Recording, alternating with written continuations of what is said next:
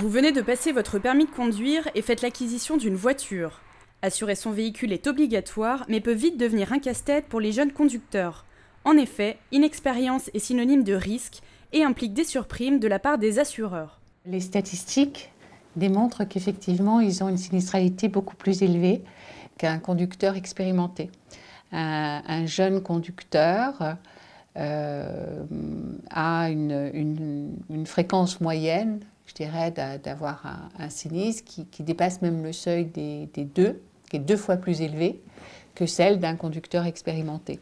L'assurance auto des jeunes conducteurs peut donc coûter jusqu'à 2 fois plus cher que pour un conducteur aguerri. Un plafond légal qu'il est possible de ne pas atteindre en prenant en compte quelques éléments. Si la différence homme-femme pratiquée jusqu'ici par les assureurs est désormais interdite, un petit modèle de véhicule et surtout la pratique de la conduite accompagnée joueront en votre faveur, en attendant de ne plus être considéré comme un jeune conducteur. On est jeune conducteur pendant une période de 3 ans. Alors quand on dit jeune conducteur, c'est inexpérimenté dans la conduite.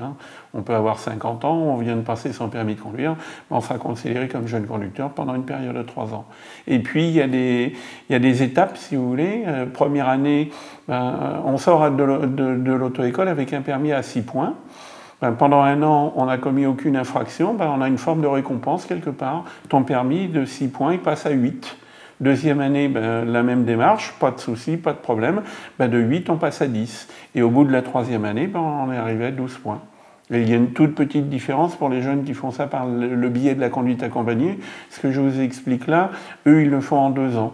Certains assureurs proposent également des stages post-permis qui permettent de faire baisser la prime des contrats d'assurance. On pratique dans des conditions très délicates des exercices de conduite où on nous montre que, par exemple, quand il pleut, on a besoin d'une distance de freinage beaucoup plus importante alors qu'on roulait à telle vitesse. On fait l'exercice, on est sur des pistes, etc. Et on se rend compte comme finalement, il est très difficile de savoir bien conduire. Et une fois votre contrat en poche, il ne vous reste plus qu'à conduire prudemment, ce qui reste le meilleur moyen pour faire baisser sa prime d'assurance.